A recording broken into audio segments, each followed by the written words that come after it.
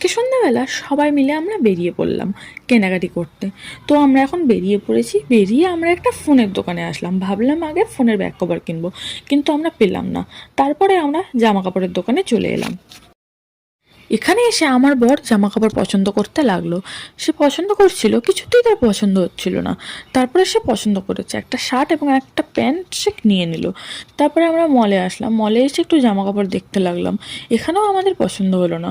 তো আমরা এখান থেকে আর কিছুই নিইনি। আর এখানে দেখো আমার মেয়ে কীভাবে সব কিছু দেখছে। সে নতুন নতুন সব কিছু দেখছে, তো তাই একটু ভয়ও পাচ্ছে।